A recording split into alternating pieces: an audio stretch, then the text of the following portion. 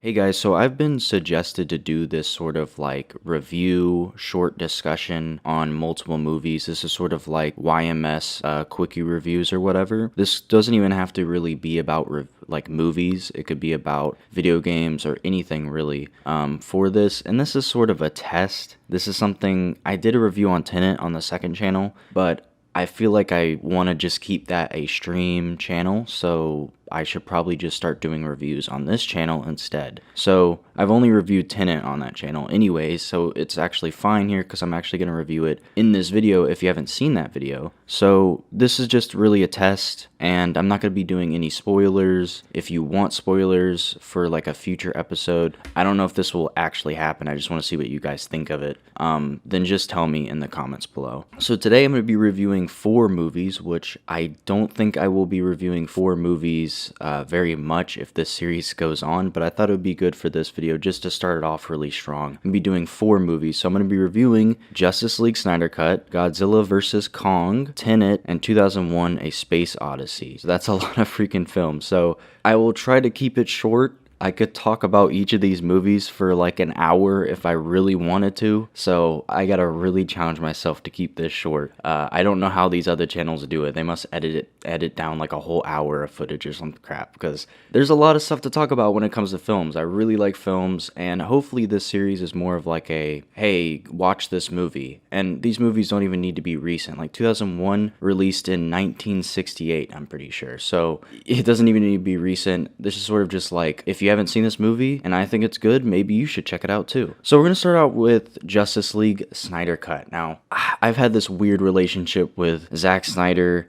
I liked Man of Steel. I thought it was okay. I think people hate on it a little bit too much. Of course, I do disagree with a few decisions in the film. I sort of understand people say it's a bit dark, but at the same time, I thought it was actually very entertaining.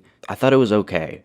And then we get Batman v Superman, and I was very, like, young. I don't know how old I was. I was probably, like, 14 or something when that came out. And I went in, and I sort of told myself that it was good because there was a lot of, like, comic booky stuff in there. But ultimately, nowadays, I feel like it's a good idea, like a good premise, but it is very, like, flawed in its execution. Like, there's something really, really good in there, especially the cinematographer and Zack Snyder's directing is really well done, and the music for Batman v Superman is like insanely good by Hans Zimmer, so that's cool. I've always been like in between, like Zack Snyder's like kind of pretentious, does a bad job sometimes, and he's also really good at directing at the same time, and he's a really nice dude. So it's really hard because a lot of people hate him and a lot of people love him, and I know there's a lot of fans that are just like all over him and think everything he does is a masterpiece. I'm not like that. So I didn't like the original Justice League. I knew that when I came out of the movie theater. I was really confused. Like, I was like, do I even like this movie? Like, it's so weird. And at the time, I wanted Joss Whedon to come in and fix it, because at the time I didn't like Zack Snyder, because I sort of came to the conclusion that he's just not good for the DC universe. I've sort of changed that in a way.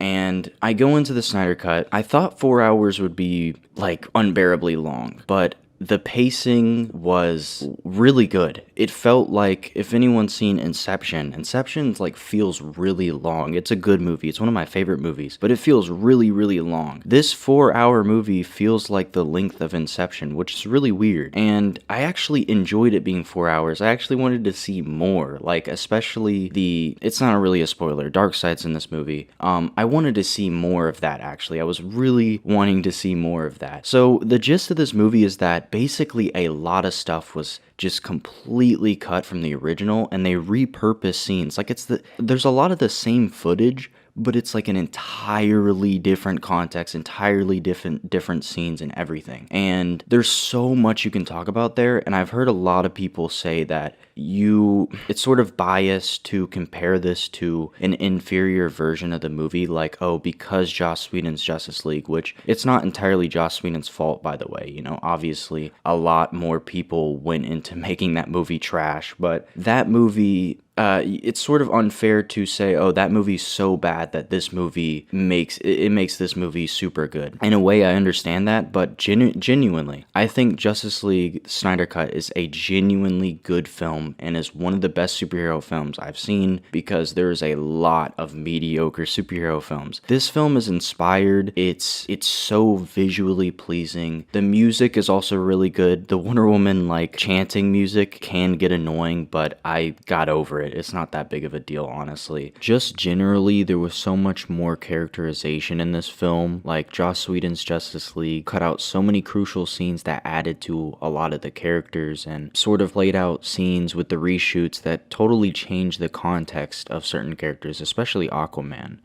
My favorite character in this film is probably Cyborg. Like, Cyborg, there's a sequence in this film that is just the music, the cinematography, the slow-mo. I know people don't like the slow-mo. I love the slow-mo, and I think the Cyborg sequence, like the origin, like just this huge sequence, all the scenes building together, the music building it all up. So it's such a good sequence. It is amazing, and Cyborg is amazing in this film. The Flash as well got a really big upgrade in this film. Like, he's way better. Some people find him a bit cringy, and I can understand that, but it actually worked for me personally. I can get why people don't like him very much, but for me it worked somehow. And the cut scene with him saving Iris West was awesome. I also can't forget about Steppenwolf. He also got an upgrade, and it just a few crucial scenes really add so much. There's this great video about how the writers did the bare minimum to make Steppenwolf actually interesting, from, you know, the Joss Whedon guy who has no motivation, just wants to destroy things, and that's it. But this guy, Steppenwolf, actually has a true reason for it. His design is cool and original. His armor is amazing and really cool. He's just his own character. He's not just this generic villain anymore. He actually has a cool motivation, and you actually feel bad for him. And I really liked his character in this film. There's a scene at the end that was cut out of the movie that is like one of the best superhero scenes I've ever seen. Like, it's so freaking good. And I've heard a lot of skeptical people have gone into this movie and said, like, this is better than I expected. And I think it's just crazy. I think this is a really good movie. There's a lot of like in-credit stuff that doesn't really need to be there, but I don't think it's that big of a deal because it really doesn't affect the film much. And it's sort of just a sneak peek into what Zack Snyder could have done. But this movie sort of changes my outlook on the DCEU and what Zack Snyder was trying to do. This movie, like, I didn't like Batman killing in Batman v Superman. I genuinely, in my personal opinion, I think there could have been a great way of making Batman kill. The reason I don't usually like Batman killing is because usually there's no good reason for it. Like, they just do it just because, oh, I just want to change the character, instead of giving it a really good reason. That's what Batman v Superman is. He's just a killer just to make him an edgy Batman, to give him an excuse to kill Superman. But I feel like there could have been a way better execution of Batman v Superman that could have made Batman killing not such a huge deal, and made it, or not made it such a huge deal, but made it important to the story. Actually made it like valuable to the story. And valuable to the character, instead of him just being like, yeah, he's bad. Because the opening lines of Batman v Superman is great. Like, it's one of the best lines in the movie, about how Batman has succumbed to evil, basically, and now he's this piece of crap. He's basically what he's been fighting against. And that should have been explored more. It focused way too much on Superman and stuff, and didn't go into, like, imagine a 30-minute sequence of just going back in time and slowly figuring out how Batman became a killer. I think that would have been way better in execution of the story. But what I'm trying to say is that Zack Snyder had a plan for this. I feel like Batman doesn't kill in this movie anymore. At the end, you see him capture criminals, and he doesn't kill them. At the end of Batman v Superman, he doesn't brand people anymore. And I think Zack Snyder, the way that he was making movies is that your characters aren't going to start out the way that you think of them in the comics. They're going to slowly become that. And he wasn't trying to copy Marvel. He said this himself. He said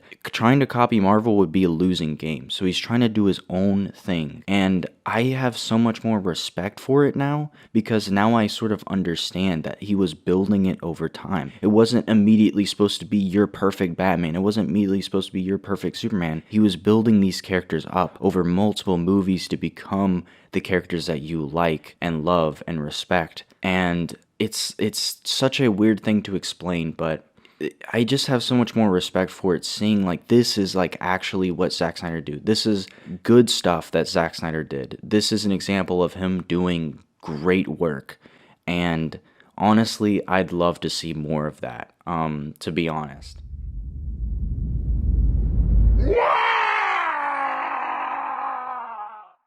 Now, I started the video off with Zack Snyder's Justice League because I am really positive about that film. I really like that film. I wanted to go into the next movie because I'm really negative about this, and I really apologize because I feel like a lot of people really like this movie, but I really didn't like this movie. So I'm going to be talking about Godzilla vs Kong. This movie, like, I don't want to spend too long on it, but I really didn't like this movie. If you just want like dumb fun, I guess, then you can go watch it.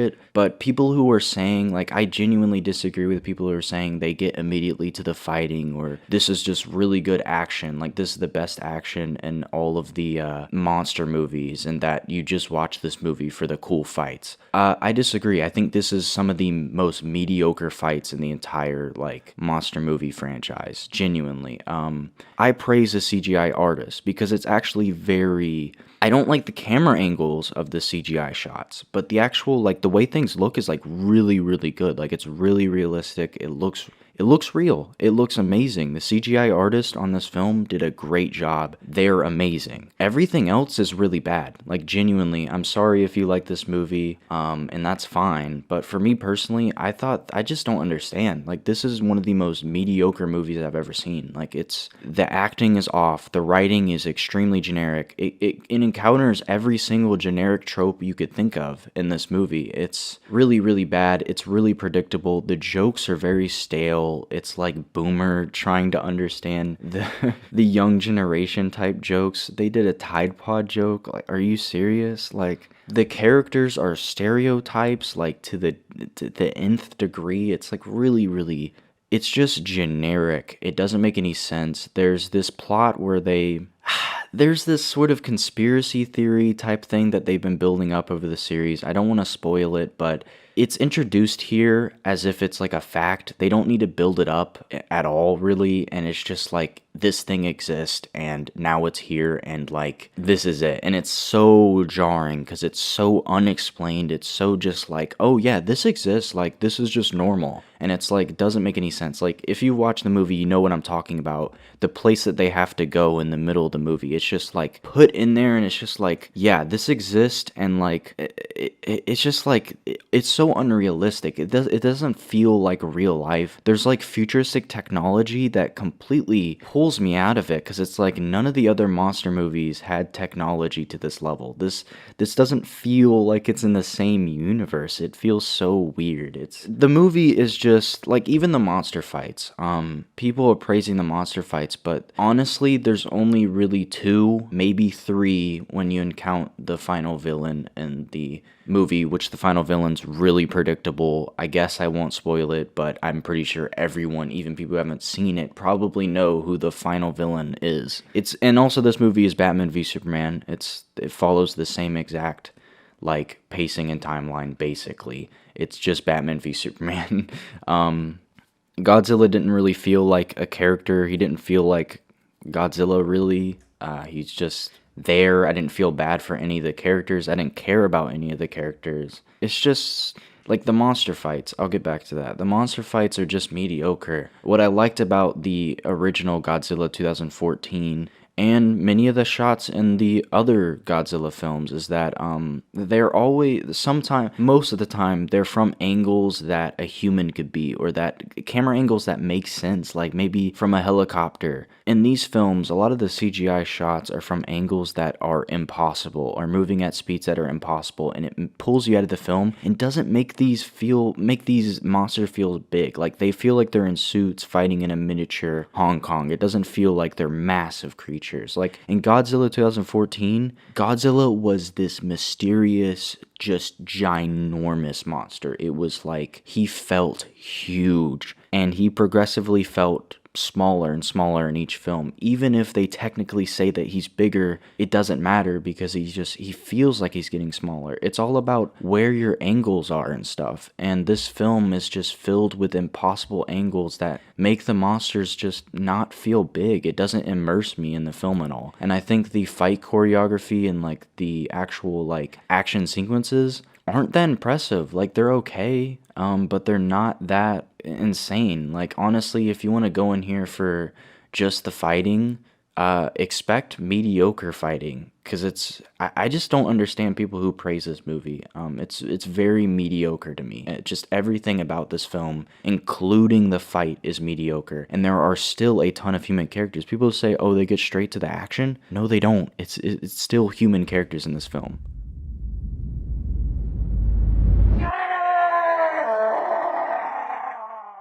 So moving on to Tenet, this is sort of like the second half of the video, because these next two movies sort of correlate together a little bit. So I've done a review of Tenet on my second channel, like a really long discussion about it with spoilers and everything. And you can go there if you want like a lot more of my opinions on this, because this movie's really interesting. Like, I love talking about this movie because there's a lot of videos, and there's like a video, I forgot who made it, that said that this is like the best and the worst of Christopher Nolan. And I sort of agree with that.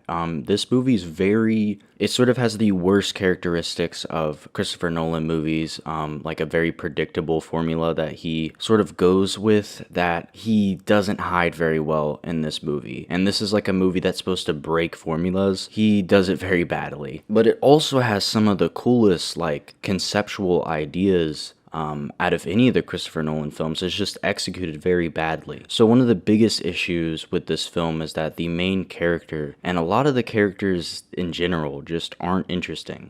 Christopher Nolan, I guess, was going with the idea that he's a guy that wants to break the rules, and which is okay for a director of his status. Like, go ahead, try to break the rules. I don't even think you really can break the rules, to be honest. There's a select set of rules in film that people have tried to break, but people go back and find, oh, well, you know, this did actually follow the 3-act structure. This did follow Save the Cat structure and stuff like that. So it's like, so you can't really break the rules. It's very hard to. And when you do, it sort of comes out with a film that's not that great usually. I haven't seen a film that breaks the rules and it's good, or I don't even know if I've really seen a film that has broken the rules. It's a very weird idea. And this film is another thing about time. It's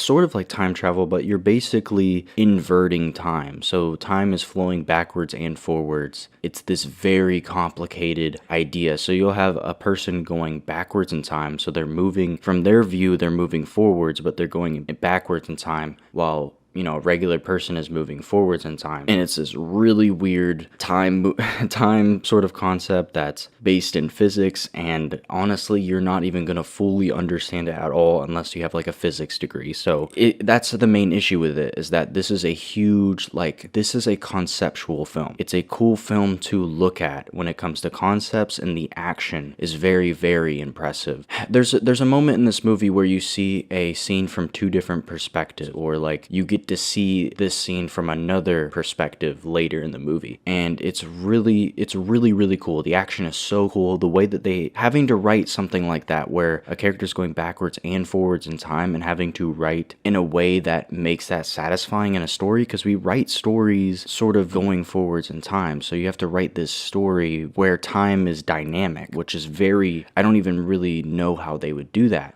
So that's really, really impressive. But the downfall is, like, you have this amazing action, this amazing choreography of people going backwards and forwards in time, but your movie has no emotional impact. The characters don't matter. I don't care about them. The main character is literally called protagonist, and Christopher Nolan can say that he made the characters bland on purpose. That doesn't make them good. Doing something on purpose just doesn't make it good, you know? You gotta have more than just that. And that's what this film feels like. Amazing concept, just very poorly executed. And there's some great actors, like you have John David Washington, Robert Pattinson, you know, Batman, future Batman. So it's like, I love the actors in this film. They did a great job with what they had. You know, the protagonist, if you just read the script, you would come off with a more bland character than if you watch the movie, because John David Washington actually sort of gives a bit of character to this bland, flat, undimensional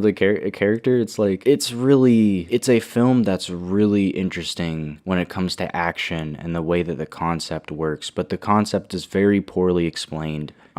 It won't make sense unless you watch like a million videos about it. And it's just, the villain has a very, very bad motivation. The motivation is just, I want to do this because I'm selfish and evil. They don't give a reason why he's selfish and evil. He's just selfish and evil, I guess. So it's very poor writing when it comes to certain things, and he can say he did it on purpose, but at the same time, bro, that doesn't make it good. That doesn't make it enjoyable. And unfortunately, this is, you know, some of the best stuff Christopher Nolan has done, and it's some of the like bare bones worst stuff he's ever done. It's unfortunate, but it's also really cool. And honestly, I feel like there's such a good film you could make out of this concept. Maybe we could have like a show or a sequel or something to play around with this concept, because this is such a great concept, and I feel like it's sort of wasted on such an emotionless, it's just not a very good story. It has no humanity in it. It's just sort of it's hard to understand, really. It's just not a very good story.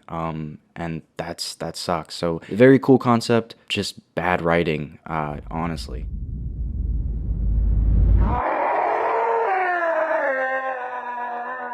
Now we go on to 2001: A Space Odyssey, which is a movie I recently watched. This film came out in 1968, I'm pretty sure. This movie is one of the weirdest movies I've ever seen. Now, I watched it on HBO Max, and I'm pretty sure they had like an extended version of it. So I think I watched like the longest version of this movie. It was like 2 hours to 3 hours long, and I didn't have a problem with that, actually. You know, I have no problem with long movies. I watched the Snyder Cut, and I like that. So it's fine to have a long movie. This movie it can be slow at times, but I think it's on purpose, and this is one of those purposeful things that can be good if you're into that. And this movie is very, this is an abstract film, a very, very abstract film, which I was actually surprised. Like, this is a very influential film, actually. And I say it's sort of connected to Christopher Nolan because of Interstellar. Like, I feel like a lot of sort of the conceptual ideas are sort of, I feel like it could be inspired by 2001: A Space Odyssey. I don't know for sure. Maybe he's actually said it before, but it feels like it. There's certain shots in this movie that remind me a lot of Interstellar. So basically, this film deals with, I guess, two themes that could actually be one theme, which is like just generally just existence, like what does existence even mean, and basically AI. Like, this movie has like evil AI, basically. So it's a movie about artificial intelligence and stuff. There's this computer, which is basically the main villain of this film, and I don't really know what to say. The one thing you could probably take away from this is that it's a must watch. It's a classic movie, and there's a lot of effects, not even effects, but set design, and like, I don't even know how they did a lot of this stuff. This is before we went to the moon. This movie was made, and this was like one of the biggest movies showing off what space may look like, and they did some crazy stuff. Just watch the intro of this movie, the extended intro, not the A part, which is really cool. That's a really cool scene in the movie. but it shows off a ton of shots of just space, just setting up the technology they have. They use miniatures and stuff. They go to the moon. They have these like circular like satellites, spaceships thing, and they have like, I guess they rotate the set or something, but they have like curved sets to simulate like gravity on like a very small scale. And they have these really cool sets. I don't even really know how to explain it, but the actual main ship, you get to the main set like 45 minutes into the extended version where the actual film really takes place, and it's the center of the ship is like this big circle, and the wall, like, how do I even explain that? It's a huge circle, and the gravity is in the middle, so they're like walking upside down from like the camera angle. It's really, really interesting, and I don't even know how they really pulled it off. It's I guess they rotate the set with like a stationary camera. It's really, really interesting, and there's a ton of stuff like that, like people going upside down or like simulating floating gravity. Some of it looks a little cheesy and not real, obviously. Like, you can see dust flying up on the moon, which that's not how dust would actually work on the moon. Not flying up, but like it's swirling and stuff like it's in air, but there's no air on the moon, so it wouldn't do that. It would just fall down like any other object. So there's stuff like that, but there's also stuff that's like really impressive, like that they pulled off. That's like, wow, how did they even do that? Like some of the shots of the spaceships, they have just 2D images and they look really fake. And then there's other shots that look like really real, and it's like, wow, that's impressive. So that's a good reason to watch this movie, is to see these amazing things. There are some really cool shots. There's some really like cool cinematography, colors and stuff in this film. It's really interesting, and it's a very abstract film. Like, I can't even really dissect it. It's one of the weirdest films I've ever seen, and the ending is very ambiguous and very interpretable and very, very weird. It is one of the weirdest scenes I've ever seen. There is a like 10-minute scene of just colors, and it's just crazy. The soundtrack is also really good. It's a crazy film. This is a really mysterious film that you can tell there's a lot of emotion in it, especially the music, which can be like really loud and just in your face, and but at the same time, it's not telling you how to feel. Like, it's abstract, it's very hard to explain, but it makes you think, but it doesn't tell you exactly what to think about. It just sort of gives you a lot of these existential, massive ideas that are just like really out there, really mysterious, and then you decide what to think about. It doesn't exactly tell you. Not much really happens in this movie, but there's so much being sort of said at the same time. It's very odd. It's a very odd movie that I don't even fully understand yet, and I haven't even fully interpreted yet. Maybe I have to watch it again to fully understand what it's trying to say. It's one of those movies where it's just abstract. Like an abstract painting, you're not gonna understand. You're not supposed to, it doesn't have a clear meaning. It applies to you. It's what you think of it. And so this is a must-watch movie. If you like film in general, if you want to go into film, this is like a film you need to watch. Like, this is a fundamental thing you need to see. If you're doing that, or you just like film in general, this is something you need to watch, because it's one of the most influential movies ever, at least from everyone I've heard.